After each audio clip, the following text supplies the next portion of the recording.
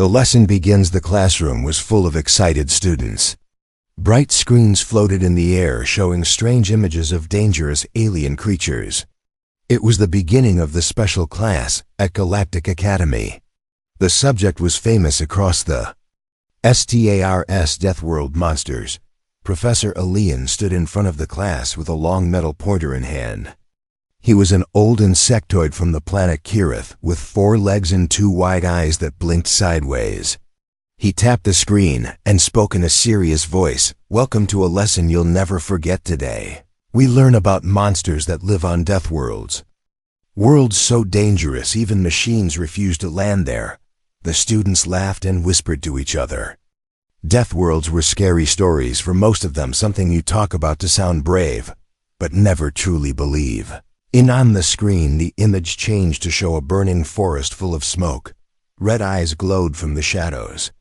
A name appeared under the image: Species Origin Earth Classification Tier 5 Unstable Threat Level Extreme. Professor Alien continued, "Earth is the most dangerous known deathworld in the galaxy.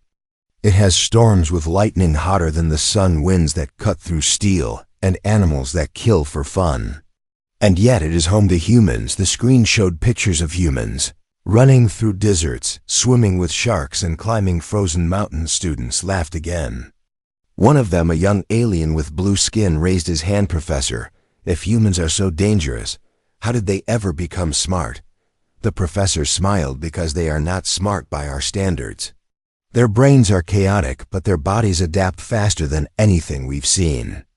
They can survive pain, heat, cold, poison, even heartbreak." Another student spoke loudly. "Maybe that's why they act like animals." The class laughed again, louder this time. But one student in the back didn't laugh. He sat quietly, his head down, eyes watching every image on the screen. His name was Rick. He looked human. But no one in the room really knew who or what he was. Rick had joined the Academy 2 weeks ago under a special intergalactic peace program. Most students didn't talk to him. Some were afraid of humans, others thought he was too quiet, too cold. Professor Alien clicked the screen again. Now it showed a massive creature with long claws, teeth like knives, and skin that looked like armor. "This is the Polar Devourer, a beast from Earth's North Zone. It does not fear fire, it hunts in packs. It once killed an entire mining crew on a research trip. That is why Earth is marked red on all travel maps." A few students looked nervous now. One whispered, "Isn't he from Earth?" Another replied, "Maybe he's lying." "He doesn't look like a monster," the professor continued. "We are building a full simulation of this beast in the Academy lab. Next week you will all see it in action. Do not worry. It will be under control." The class clapped and cheered, but Rick didn't move. His hands were tight under the desk, his jaw stiff. His eyes were fixed on the image of the beast. But he wasn't afraid. He was remembering. He remembered the cold wind of home, the sound of the monster's breath in the dark, the way it moved. He had seen this beast before, but not in books. He had faced it with his own hands after class. Rick walked slowly through the hallway. His steps were quiet, but every sound around him was clear in his mind. The footsteps, the voices, the electric hum of the walls. A group of students passed him and laughed again. "Deathworlds are myths," one said. "Humans are weak," another replied. Rick didn't respond. He didn't look at them. But deep inside something was changing. He had come here to learn, to stay calm, to be peaceful. But they were teaching lies about his world, about his people.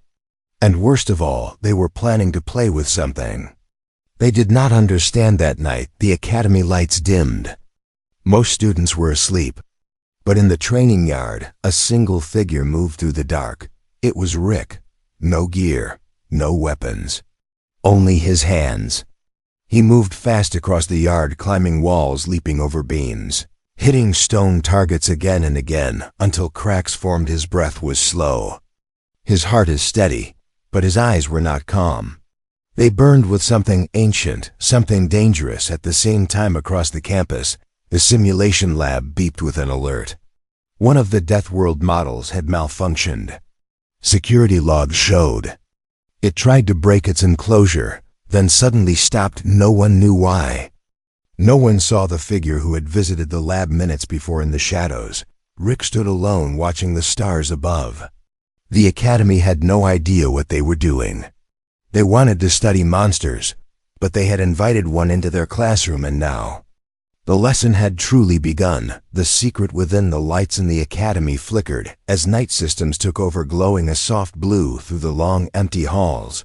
But one room stayed bright, deep underground, past locked doors and retinal scans. The simulation lab buzzed with silent alarms. Technicians stared at their screens, unsure what they were seeing. The Deathworld creature model had moved on its own more than it should have. It had reacted like it was awake. One of the lab staff rewound the security feed. They saw nothing except a flicker of motion in the dark corridor leading to the chamber. No sound, no entry record, only the shadow of someone who should not have been there. The same time across the campus, Rick sat alone in his small room. Staring at the wall, his body was still, but his mind ran fast. He had seen the simulation model the moment it came on screen. He knew it was wrong. The size, the movement, the behavior. They had built it using second-hand data, but no one had ever fought the creature and lived to describe it properly. Except him. He remembered the snow, the bitter cold, the sound of bones breaking. Not his. But the beasts, the monster they wanted to study, was not a threat to him. It was a memory. Outside Rick's room, a silent sensor activated. The internal security system had tagged him for observation, flagged under category unknown, threat level unclear. The file marked his strength, his speed, his emotional patterns. They did not match the standard human profile. Security Chief Varn, an old warrior from the Zarn Empire, watched Rick's data from the control center. He narrowed his eyes as he watched Rick train every night. No suits, no safety, just motion, smooth, fast, powerful. The machines had tried to measure his impact force, but failed. The numbers broke the system. This one is not normal. Varn muttered, his voice low. The others think humans are animals, but I think they built something they did not want to share. He opened a restricted file marked Human Combat Physiology. Classified centuries ago, after the First Contact War, it had been buried by the Galactic Council for fear of causing panic. Varn scanned the old battle reports. Soldiers with shattered bones still fighting humans, running through fire, crawling through poison, ripping machines apart with bare hands, and laughing through pain. Now one of them was here in our school, he whispered to himself. Not normal, not weak, not safe. Back in the classroom the next day, Professor Elian returned to the lecture, walking with pride across the room. Students were louder today, talking excitedly about the upcoming simulation. One of them joked about hunting the creature like sport. Another claimed they would record the whole fight and post it on the Academy net for likes. Rick sat in silence, his eyes on the desk, a quiet storm building in his chest. Suddenly a voice spoke beside him. It was Sierra, a soft-spoken alien girl with pale green skin and wide, gentle eyes. She leaned toward him and whispered, I saw the video from last night. You were in the yard training. Your body moved like no one I've ever seen. Rick didn't answer. She added, I don't think they understand what you are, and I don't think they're ready. He looked at her for a moment, then finally spoke one line. They call us monsters, but they have never met one. Rest of the day passed like smoke, but something had changed in the air. Whispers followed Rick. Now some students gave him space, others stared too long, and one even tried to ask if the Deathworld beasts obeyed him like pets. That night the simulation lab team rebooted the system to fix the creature's behavior. They added more restrictions, more commands, more control. But the system glitched again and again. The beast did not respond like a machine. It responded like it sensed something watching it, something stronger, something above it in the food chain. When the lights flickered for the third time, the model stopped moving completely, as if afraid. Deep in the shadows, near the outer wall, Rick stood silently, not moving, not breathing, eyes glowing faint gold. He had come to this place to learn about the galaxy, to find peace, to understand the others. But they had turned him into a subject, into a warning, into a living secret. He could feel the fear growing in the walls, the way machines tensed around him, how doors opened slower, as if unsure, how voices paused when he entered the room. They did not understand the rules of Deathworlds. They thought they could measure Danger with charts and graphs, but danger does not follow rules. It walks quietly, it watches, it waits, and now it was inside there. Academy wearing the student badge, sitting in a chair, breathing their air. The professor spoke of monsters, the students laughed about Earth, the security scanned his body like a lab sample. But no one asked the most important question. What happens when the monster learns how to think? Rick stepped away from the lab. His face calm, his heart steady. The real lesson was coming soon, and this time no one would be laughing. Simulation Day. The sky above Galactic Academy was dark red. That morning storms gathered far out in the distance. Winds carried the scent of electric rain, the kind that melted metal. But inside the Academy arena, lights blazed. Students filled the seats, energy buzzing through the air. It was Simulation Day *. All week the class had waited for this moment. The Deathworld Predator test was a famous Academy event. Students came to see terror in a cage, monsters recreated from data across the galaxy, built to show fear without true danger. But today was different. Because today the monster was real, and one of them was watching. Rick sat in the fourth row alone, his face calm, but his fingers rested on the armrest with silent tension beside him. Sierra sat quietly. She didn't speak much now. She didn't need to. The way Rick stared at the center gate told her everything. Professor Elian walked to the middle platform. His voice filled the arena through speakers across the dome. Behind him, a massive gate stood shut. Lights blinked red above it, warning signs in 10 languages flashed in sequence. Welcome to the Deathworld simulation. Today, you will see a living model of Earth's most dangerous predator, the polar devourer. This is not a toy, not a hologram.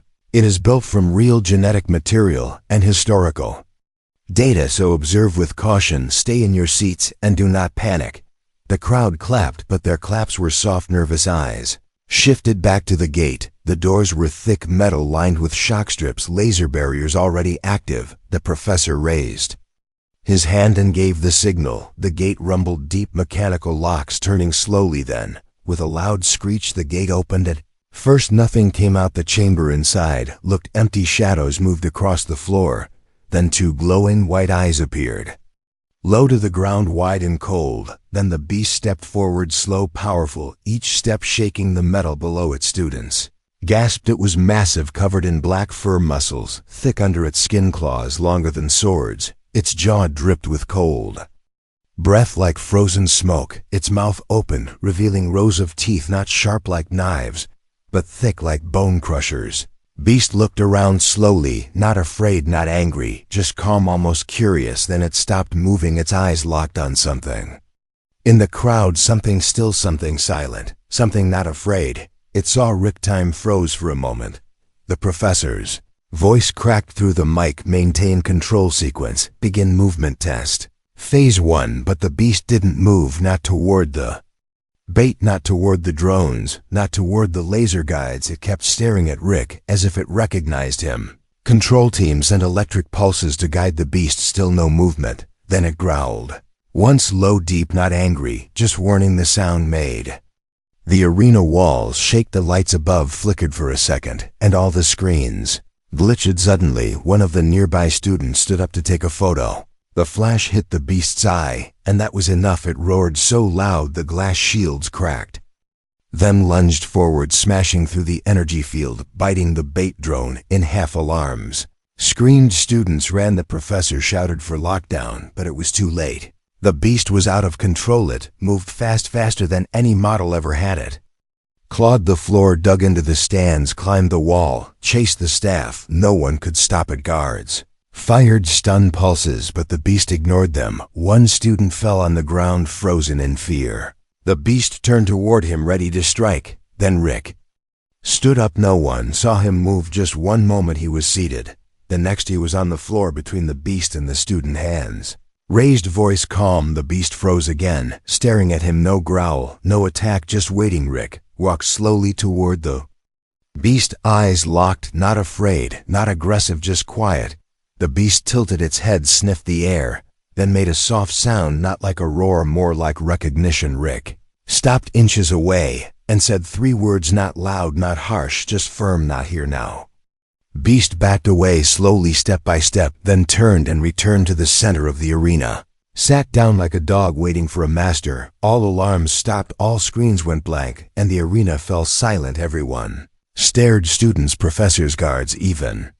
The beast looked confused. Rick stood still, calm, but inside his heart was pounding, not with fear, but with memory. Turned to the crowd and spoke, his voice clear. This is not a monster. This is just a cub. The real ones are worse, much worse, and they don't obey, they don't stop, the professor whispered from behind the glass. What are you? Rick looked up at him and replied, you already know, and then he walked away, leaving the beast behind like it meant nothing, while every person in that arena stared at the one student who just spoke to a Deathworld predator, and one fear spreads. The footage spread faster than light. Every corner of the galactic network was playing it on loops. The Deathworld predator, frozen by a single human student, the simulation gone wild, the beast bowing like a trained animal. People across the stars watched in silence, some in fear, some in confusion. No one knew how to explain it. Galactic Academy tried to control the story. Press reports used safe words like unique, event-controlled reaction, safety maintained. But the truth was leaking through every channel, and no one could stop it in the academy halls. The change was clear. Students walked in silence. When Rick passed them, some moved aside, others stared from far, never speaking, never blinking. Even the professors looked at him differently, now no longer as a student, but as something else, something untested, something no one had prepared for. Security Chief Varn stood in the control center watching Rick's profile on the main screen. Red markers blinked across his file. Strength levels above combat standard, speed, reaction, fear, resistance, emotional control, all ranked far beyond the human average, beyond the expected, beyond safe. He turned to his assistant and said, this file is wrong. He's not a student, he's a weapon. Behind closed doors, the Academy Council gathered around glowing tables, whispering in low voices. They spoke about protocols, containment, emergency procedures. No one said the word fear, but it sat heavy in the room, pressing on every breath. Across the galaxy, other eyes watched, hidden behind government satellites and black screens. Cloaked figures in war rooms saw the video and made silent decisions. Encrypted messages crossed space like ghosts, some marked urgent, some marked eliminate. In Rick's room, the air was still. Sierra sat beside him, her voice low and careful. She looked different now, her eyes wider, her shoulders tense. Her trust still there, but shaking. She said, they are afraid of you, Rick. They think you control the monster. They think you could turn on them any time. Rick didn't respond. His eyes were fixed on the small plant by the window. It had started to wilt. The light outside was changing. A storm was coming. Not on the planet, but in space above and around. He stood and walked to the mirror, looked at his own reflection, not in pride, not in anger, but with deep thought. He had tried to be calm, to learn their ways, to respect their peace, but now the lie was clear. They didn't want to understand humans. They wanted to label them, contain them, fear them later. That night, a student tried to attack him in the hallway, a tall reptilian from the Warrior. Cast with a shock baton and shaking hands, he shouted, monster, and charged. Rick didn't move when the strike came. It hit his shoulder with full force. Sparks flew, but Rick didn't fall. He turned, slowly grabbed the attacker's arm, and gently pushed him down. The student screamed, not in pain, but in terror. Because Rick never raised his voice, never showed anger, just silence, cold and calm like a force of nature, like the storm before the flood. Took the attacker away, but the message was already spreading. Don't touch the human, don't look at the human, don't even think about the human, because he's not one of us, he's something else. Professor Elian watched from his private quarters, the footage from the arena, the freeze frames of Rick's face, the strange way the beast had reacted, not like prey, not like enemy, but like student to teacher. He opened an ancient file, one he had seen only once before, a report from Earth's early contact day. Stories of humans running through battlefields with broken bones, humans surviving environments that crushed machines, humans smiling in fire and dying with laughter. He whispered to himself, we called them survivors, but maybe we were wrong. Maybe they're not surviving, maybe they are adapting in another part of the galaxy. A high council sat Around a cold table watching Rick's simulation in silence, one elder spoke in a voice dry as sand. Earth must be contained. We cannot allow a Deathworld mind to walk among us with no leash. Another replied, but he has done nothing wrong, and the first said yet. The vote was quiet, but final. They marked Rick under code black, high risk, high priority extraction order. Prepare the lab off-world, no trial, no delay, and as they spoke, Rick stood outside under the false sky of the Academy dome looking up at the stars, his face unreadable, but his heart loud. He could feel the shift in the air, not wind, not pressure, but purpose. They would come for him soon, and when they did, they would learn the same truth the beast in the arena had learned. He was not to be feared because he was strong. He was to be feared because he was holding back betrayal and blood. The halls were quiet too. Quiet, the kind of quiet that holds its breath just before something breaks. Rick walked through the academy alone, his steps steady, his face calm but deep inside. Something told him the silence wasn't natural. It wasn't peace. It was preparation. He passed through corridor after corridor, each one dimmer than the last. The lights above flickered, but he didn't look up. He could feel them watching, cameras hidden behind the walls, eyes of machines tracking his every move, pretending to be still. But he heard the low hum of their fear. In the security room, Chief Varn stood in front of a wide screen watching Rick's heat signature move across the map, red and sharp, the color of something alive, but tightly controlled like a blade waiting to be drawn. Beside him were strangers dressed in black armor, faces covered, no emblems, no names, just silence. They had come from off-world, brought in by a secret order, carrying tools, not for study, but for capture. One of them spoke. He is unarmed. It will be simple. Varn did not speak. He only nodded once, though his jaw was tight, his fists clenched behind his back. Something in him whispered, this will not go the way you think. In the academy garden, Rick sat under a strange blue tree. The leaves shimmered like glass above him. Sierra walked toward him, her steps slow, her face pale. She looked at him with eyes that carried weight. She said softly, they are coming now, not teachers, not students, something else. They told me to stay away, but I couldn't. Rick looked at her, not with fear, not with anger, but with the quiet sadness of someone who has seen betrayal before. He said, thank you for telling me, then stood up and walked toward the main gate. They met him near the courtyard. 6 armored figures, guns ready, voices cold. They told him to kneel, to place his hands behind his head, to come quietly for questioning. Rick didn't resist. He didn't speak. He dropped to one knee, placed his hands behind his head, and let them cuff him. The energy bands locked tight around his wrists and ankles. His body fell limp. The lead officer tapped his helmet. Extraction successful, preparing for transport. The others moved in fast, scanning him, checking his vitals, reading his brainwaves. But something was off. The signals were too calm. His heart didn't race. His muscles didn't resist. The machine beeped. Confused, Varn watched from the distance, eyes narrowed. He had seen this before, not in real life, but in ancient war footage. Prisoners who wanted to be taken. Those who had already made peace with the outcome, or planned something far worse. The ship left the academy in silence, cloaked in shadow, flying toward a cold moon. Far from any star it landed, near a black facility hidden underground where no one asked questions and answers were taken, not given. Inside the lab, Rick was strapped to a steel chair. Machines moved around him, needles, scanners, heat probes. None of them caused pain. None of them caused reaction. Head scientist walked in, a pale creature with no eyes, only sensors wrapped around its head. It spoke slowly. You are from Earth. Your biology is unstable, your strength unnatural. We must learn what you are. Rick looked at him and said quietly, I already told you I am human. The machines began cutting into his skin, taking samples, blood, muscle, bone. But the readings made no sense. His cells reacted too fast, healed too quickly, adapted before they could record.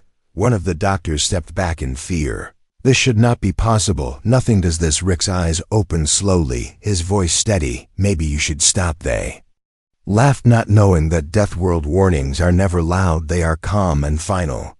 Power flickered once, then twice, then died. The lights went out. Red backup systems kicked in, but by then the damage had started. Rick snapped the cuffs without effort, stood up like nothing had touched him. The room went silent except for the sound of alarms now screaming across the base guards, ran into the hallway. Weapons drawn, but one by one they fell not to bullets, not to blades, but to Rick's bare hands, fast like wind, silent like shadow, precise like something made to end life quickly. Outside, the lab ships launched distress beacons, military codes spread across the galaxy, repeating the same word over and over: escaped, escaped, escaped.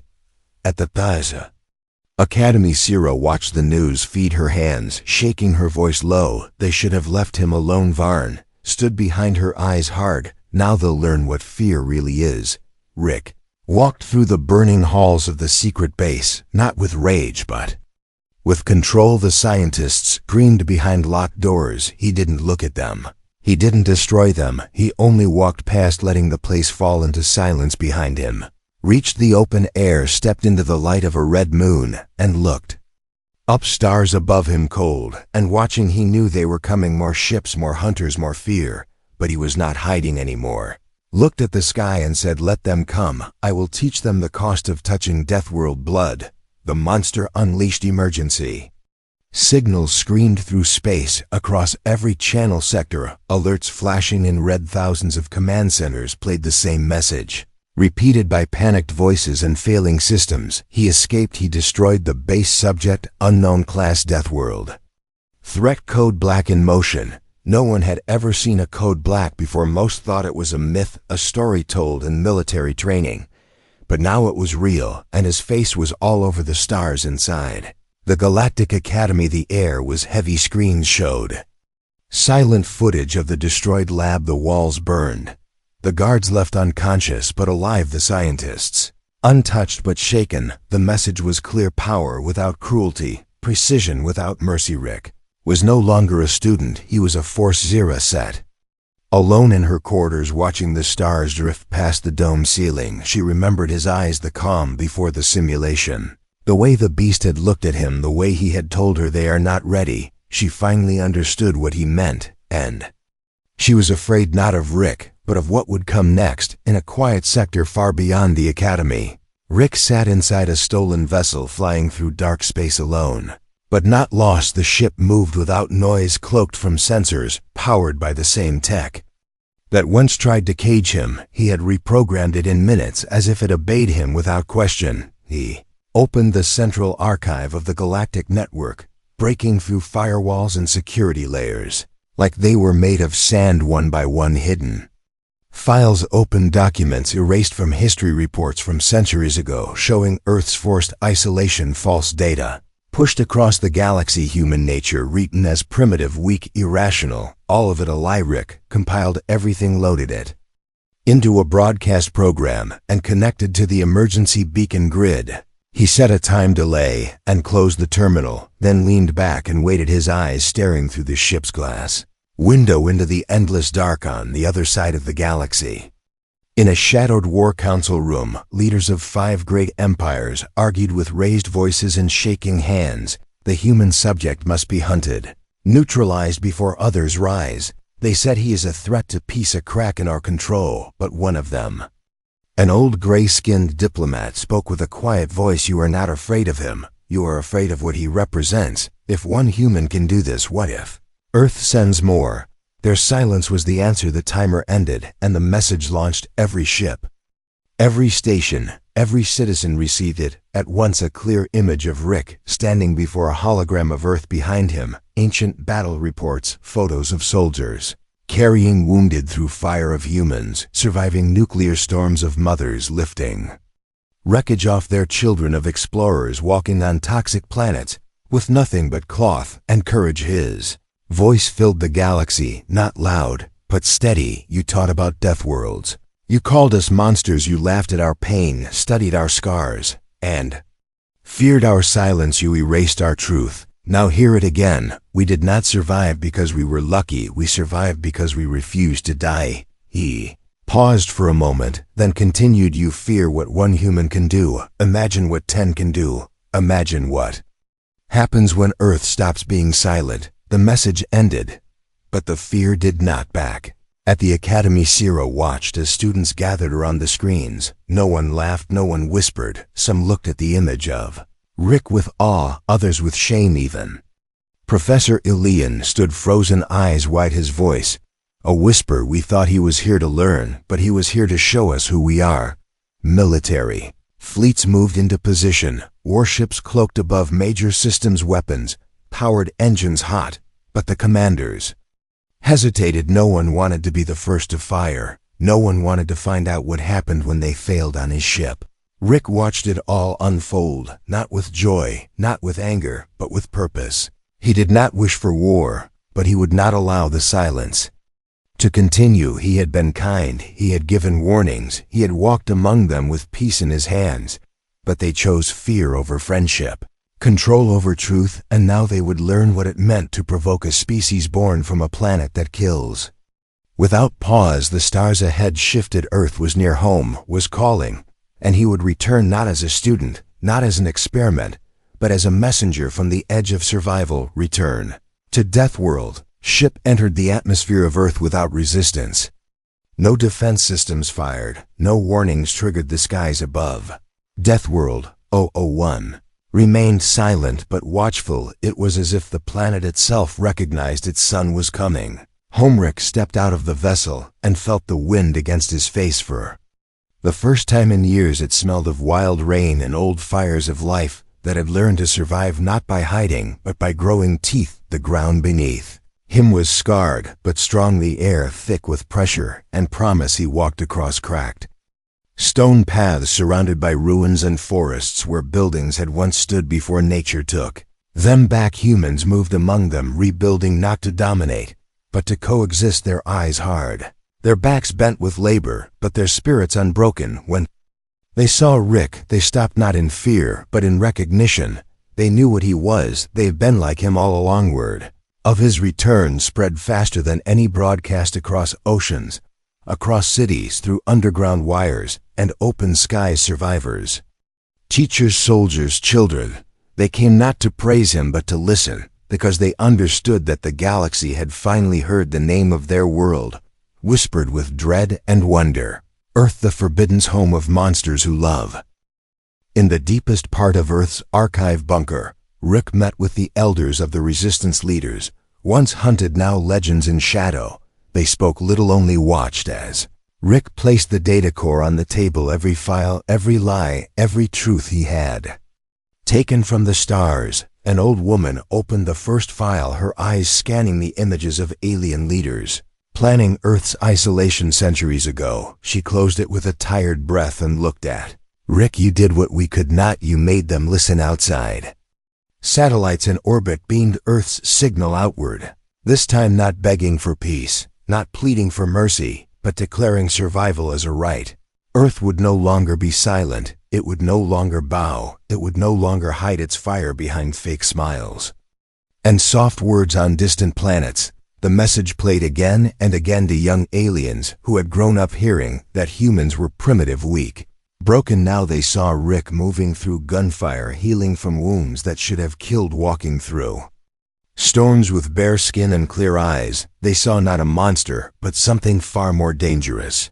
Someone who would bleed and still keep moving. Inside the Galactic Academy, Sierra stood before a new class, her voice steady, her words clear. Today we will learn the true meaning of Deathworld. And when she touched the screen, the first image was not of a beast or a storm, but of Rick standing on Earth, holding a broken piece of metal with fire in his eyes and silence in his soul. She told them not of violence but of resilience, of how Earth taught its children to fall 10 times and rise 11, of how its gravity crushed weakness but built strength, of how its oceans tried to drown them but made them breathe harder, how its fires burned them but made their skin tougher, its air poisoned them but made their lungs fight harder. Students listened not because they had to, but because now they wanted to. They understood that humans were not just survivors, they were teachers forged by pain and made of iron. Back on Earth, Rick stood at the edge of a canyon where ancient wars had once been fought. He looked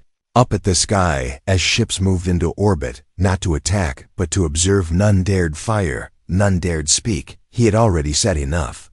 The silence was not fear, it was respect earned through scars, not violence. He had returned not to conquer, but to remind the stars that humanity never asked to be feared, it only asked to be seen, turned and walked into the storm clouds above him cracked. With thunder, but no rain, fell the sky itself, holding its breath, as if watching him disappear into the mist, a child of Deathworld who walked through galaxies and came back not as a monster, not as a soldier, but as the truth they never wanted to face. And so the galaxy changed, not with war, not with fire, but with the footsteps of one boy who never stopped walking.